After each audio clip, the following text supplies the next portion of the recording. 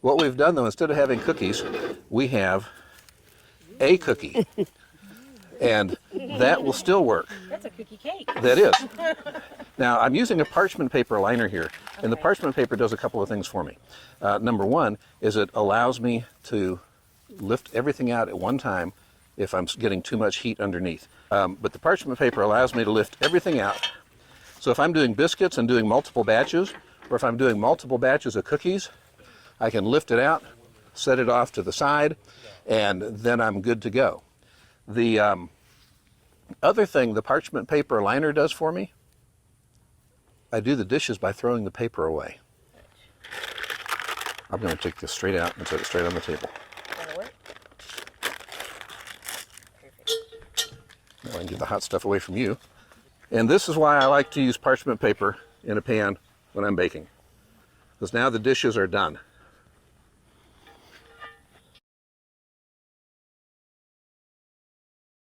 It's absolutely an option. You can use foil, parchment paper, you can use baking pans.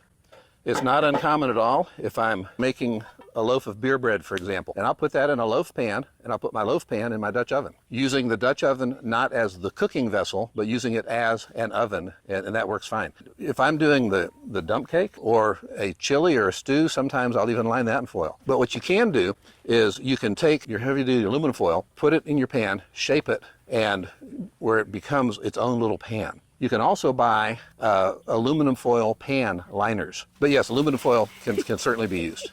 At one time, a group of us that are cooking did an experiment to see how little we actually needed as far as supplies to cook with, and pretty well determined we needed gloves and aluminum foil.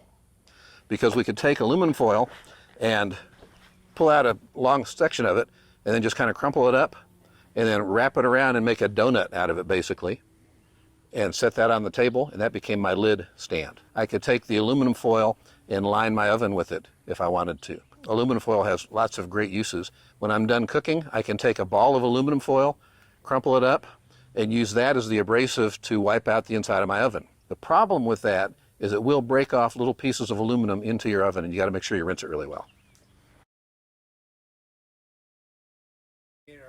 I'll give you a short, simple answer, is get the food out of it, heat it up to a point where it's going to be hotter than any bug is going to live, and you're done. What I'll do is I'll either wipe it out, rinse it out, scrub it out with either a chainmail pad that I have, or a scrubby, or some kind of a scraper. Then I will rinse that real well, put it over the fire enough to get the heat to steam out all of the water, and then I'm ready to go. Casseroles, cobblers, things that are sticky, they take a little bit more work to clean out the inside. We use a plastic scraper. We just scrape it off. Sometimes I will use some sort of a scrubby or a brush.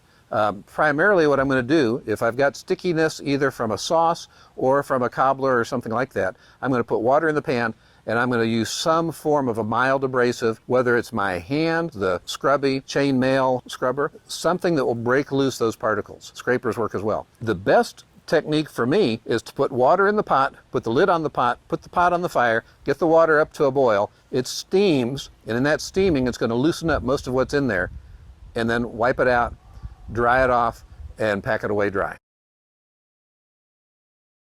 A lot of folk have been trained you don't put soap in cast iron, and that's an old tradition. Modern soap is very mild. If your cast iron is properly seasoned, it's not going to hurt to use a little bit of soap, just rinse it off real well. The old soaps were primarily made with lye, and lye is very corrosive.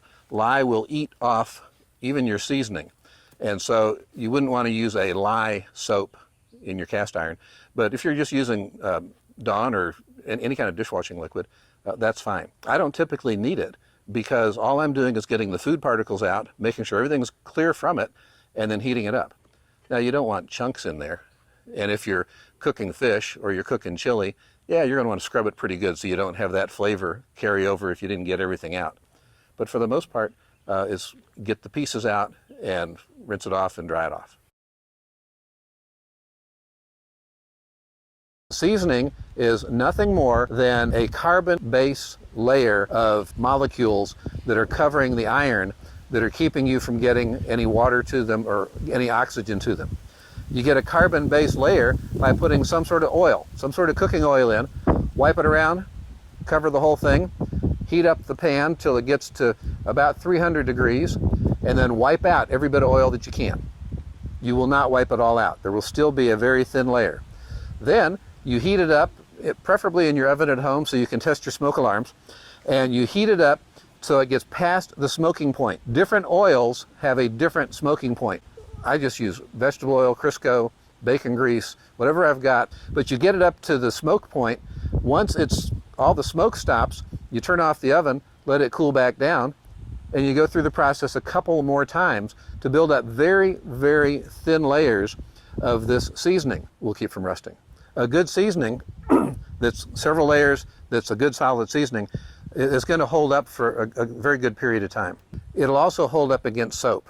If your pot's properly seasoned and you rinse it well, you're not going to be eating soap. But you do want to put it away dry, not wet. You do want to put it away dry, not wet. That is correct.